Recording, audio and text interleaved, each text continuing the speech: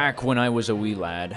My friends convinced me to get a game called NBA 2K16 so we could play as a 3-man squad on Xbox. At first, I was utterly clueless. The only thing I could do was get rebounds since I was a 7-foot big man. Even the game gave my player the title of Quality Rebounder. A goofy title for sure, but I wore it like a badge of honor. After all, what mattered was that we were having fun. As we played more games, I became more skilled and invested in upgrading my player's attributes. By the end of 2K16's life cycle, I was 91 out of 99 overall, which was pretty good in my personal opinion, but I wondered what it would be like to reach my player's full potential. This was my goal going into 2K17, and by God, I was close. 95 overall was what I ended up with, as I couldn't meet the legend reputation requirements to go any higher, even though I had the virtual currency to get more upgrades. I don't expect you to understand exactly what goes into getting to 99 overall, but understand that it wasn't a matter of if I was going to get there, it was a matter of when. In 2K18, I was going to get it without a doubt. This was it. 99 overall was as good as mine.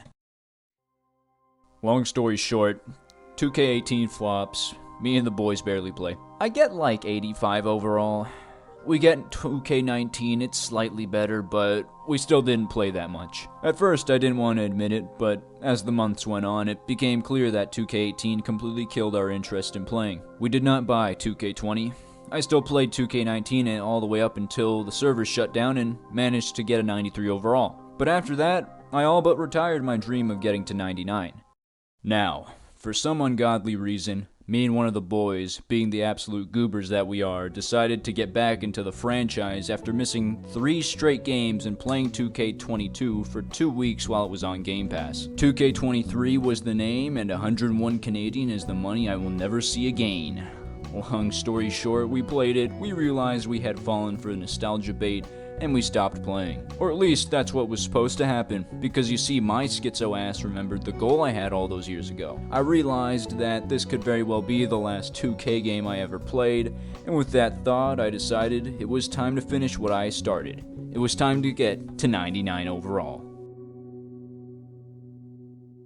Alright, here's the plan. After forcing myself to play through this game's story, I reaped the rewards and currently sit at a 94 overall. However, I now need more money. Around 150k VC is what I approximate the needed amount to be. I could take my own advice from a few videos back and just shell out $100 more to get the required amount, but fuck that. Besides, getting to 99 overall is my only goal, which means the time it takes to grind the money is the time I'll get to experience all that this game has to offer. While buying VC is off the table, luckily for us, my career has a number of modes you can play to get said VC, albeit very slowly. The most lucrative is definitely playing against the CPU, either in the NBA or the private parks. However, this gets boring very quickly, especially when you realize that the big challenge of playing against the Hall of Fame difficulty CPU is that they run nothing but pick and roll off-ball screens, and they know your every move on defense. Once you figure this out, games become predictable and boring. There is no real challenge, there is only tedium. I next looked to the online modes because slower VC gains seemed preferable to me slowly dying inside. I immediately wrote off Ante Up since that mode requires you to basically gamble the VC you have on whether or not you can beat your opponent, who plays this game as if someone's got a gun pointed to their head and will pull the trigger if they don't win every game by at least 10 points. Gambling for profit is stupid, but gambling virtual currency that can be generated an infinite number of times is downright retarded. The parks sound like a cute idea until you realize you have to wait 30 minutes for a game to start, only for it to end in 5 because you went up against people who play this game like it's their 9 to 5. Rec is an okay option. The only drawbacks are that games take 40 minutes to complete, and depending on how willing your teammates are to pass the ball, you can get anywhere from 1000 VC to 200 VC, so it isn't ideal. Through the process of elimination, I decided to go with the new kid on the block, the theater. If I had to describe this mode, it would be like if you took the quick gameplay of Park and combined it with the quick matchmaking of Rec. That way, when you get ass blasted 23-2, you only have to wait 30 seconds to get ass blasted again. With the mode I would play settled, there was just one minor issue: shitty residence Wi-Fi. More specifically during the hours of 12 p.m. to 12 a.m., with the exception of weekends, which was when many people went back home. But watch out for Sunday night, because that's when everyone gets back and starts hopping on Netflix, TikTok, and a host of other Gen Z activities. I wasn't about to only play 2K on the weekends, as that would probably result in it taking me a whole month to get the VC I needed, and I already explained why I don't want to play offline against the CPU. This left me with two options: either wake up really early to play the game on weekdays or stay up really late. Lo and behold, I actually decided to go with the former and started waking up at 6 AM because that's around the time when the food places were open. For the next several days, I followed a schedule that went something like this: wake up at 6 AM, do daily quests for 2.5k VC, eat food, then play theater until 12 PM, do other stuff, then go to bed around 10 PM, rinse and repeat. Just as I expected, games were quick and downtime between them was nearly non-existent. I was only getting around 300 to 400 VC per game, but it was adding up fairly quickly when paired with the daily quest rewards. The games themselves were actually pretty engaging. The 3v3 setting made it so that the court wasn't crowded and everyone had a part to play. I thought that build diversity would be a problem since apparently everyone had made these 6-8 demigod builds, but I only saw those every third game, and even when I played against them, it was clear that some of them had spent a little too much time playing against the CPU. After all, it ain't about the car, it's about the driver in the car. My driving was alright, considering I was slowly beginning to realize that I had made possibly the goofiest build in the game. Had a very high block rating but couldn't stop getting dunked on, was too short to match up with real centers but was too tall to guard the perimeter, and couldn't make a layup despite being called an inside the arc scorer. It did have its upsides, and as a result, wins and losses were both fairly frequent, but whenever me and two others would go on a crazy win streak, one thing was always consistent, and that was ball movement. You cannot begin to imagine the rage I feel when some jack-off hogs the ball every possession just to chuck up the worst shot imaginable without fail every time. I move the ball because that can be the difference between a win and someone throwing their controller through their TV. All in all, things were going pretty smoothly, and the plan was just to keep doing this until I got the VC to get to 99 overall. But that wouldn't make a very interesting video, now would it? There comes a time when an opportunity to push one's limits becomes available, and then a decision needs to be made on whether to accept the risks and attempt to do something you've never done before, or simply let it pass. For me, that time came while I was playing this game, and I decided to take the opportunity and see what would happen. In-game events are nothing new to 2K, as they've been around since 2K17, with the first major one being Park After Dark if I'm remembering correctly. This year's iteration was quite stingy when it came to event rewards, especially VC rewards. So you can understand that when I saw a 25k VC reward for completing a bingo card by doing tasks, I dismissed it as yet another event that would require you to do the impossible to get that reward. Then I looked over the actual tasks and realized, holy crap, I could actually do this.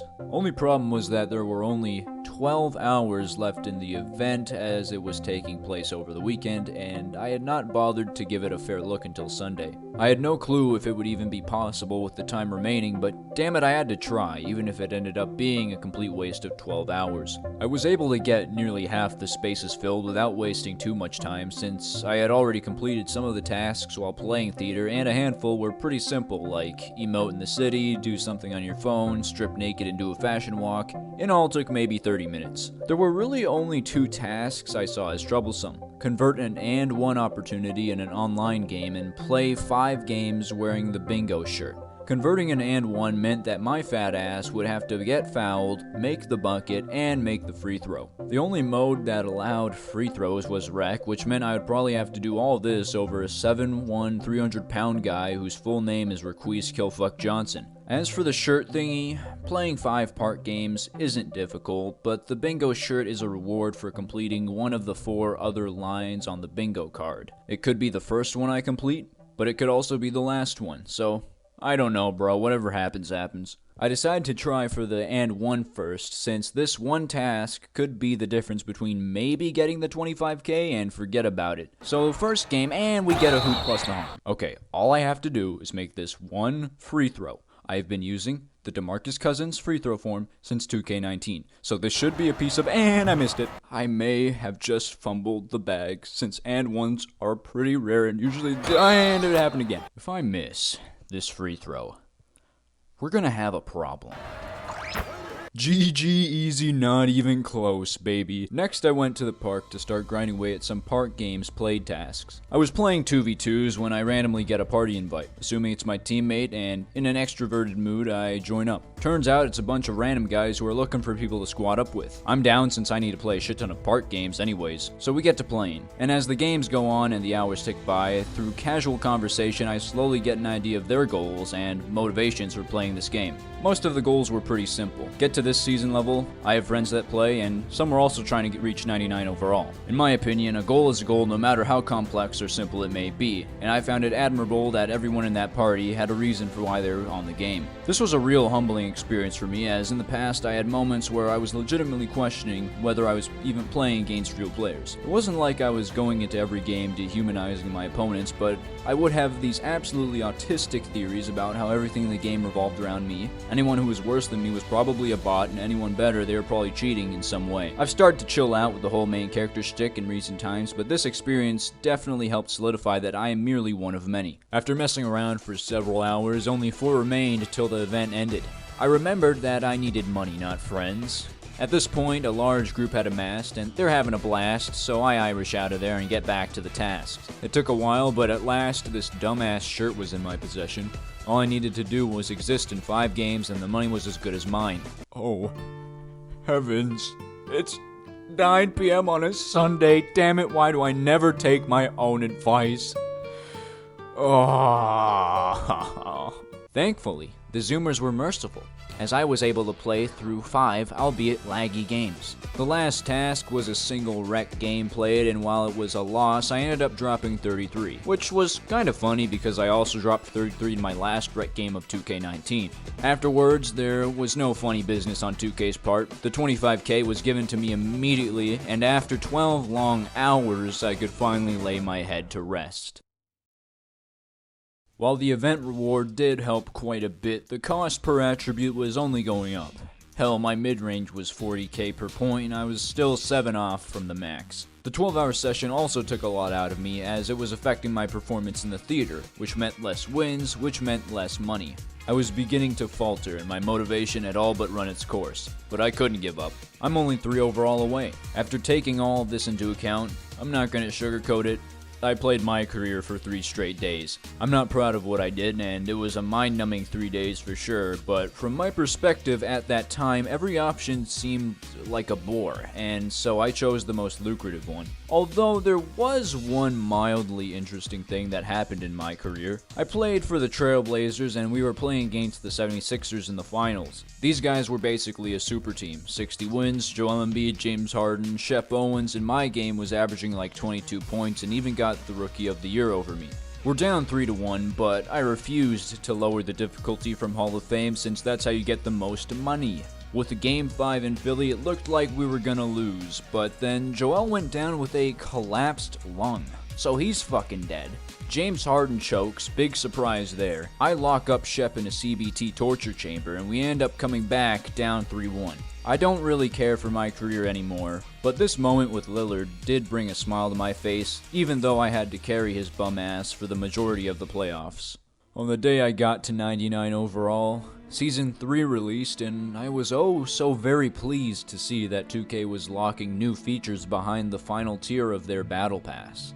At this point, I was pretty much done with the game, but those feelings didn't stop me from playing the whole day in order to get the last of the VC needed. After playing my final My Career game and putting the last of my VC into a 43-point rating, I had finally achieved the goal I had been dreaming of for nearly 7 long years. A feeling of both relief and emptiness came over me. While I had reached 99 overall, the game didn't do anything to acknowledge this. No message to the player, no special reward, almost as if it didn't happen. I began to wonder if this was even worth the effort. I mean, originally I wanted to get 99 to impress the boys way back, but now it was just me and my thoughts. I played one glorious game at 99 overall, a game so glorious I couldn't even be bothered to record any of it. I left the game shortly after for what could have been the last time. After taking some time to reflect, I realized that I had been too fixated on the goal and completely overlooked the journey, as corny as that sounds. Truth be told, I couldn't care less about reaching 99 overall in a game I'm probably barely going to play ever again. But I did enjoy experiencing the game to its fullest in the time I had. The people I met, the win streaks we went on, and the actual basketball that was played. All of that had actually been pretty enjoyable, and honestly, had I just taken a day off after that 12-hour session, maybe I wouldn't have burnt myself out. Blah blah blah, the journey not the destination, yada yada, you get the point. The end. Done. End of story. Wait a minute, wait. Oh, fancy seeing you here. Oh, guys, thank you for watching to the end. The video, it took took a while to make, but we're finally done. Just want to thank you if you've come this far. This is, I swear to God, the last 2K video I'm making. I literally, a few days ago, played it, saw no reason to continue playing it, and uninstalled it, so I can pretty much almost guarantee with absolute certainty that yes, this is the last 2K video I will produce. But I will still very much be doing gaming content. I'm not going to tell you what it is I'm going to be doing. I want to keep that a secret. I want to make it a surprise. You know, I can't reveal my entire hand yet, but you'll see when it comes around, when I finally decide to upload it. Also, I've got some very important business. I might as well just show you because you're here. As you can clearly see, this is my Town Hall 8. I just started working, as you can see, currently working on the collectors here and here. So we're going to keep going at it, and hopefully I can get those to level 11 in the next few days, and then I can start working on some other upgrades. And right now we're also in a clan war. So here's my clan, as you can clearly see. If you want to join, I'll probably put like something in the description or the comments, but yeah, we need members right now. We're only at 13, so if you could please join the clan, that'd be nice. But yeah, that's it. Myllers is doing his thing, and I gotta take a piss. I really gotta fucking take a piss. Jesus Christ.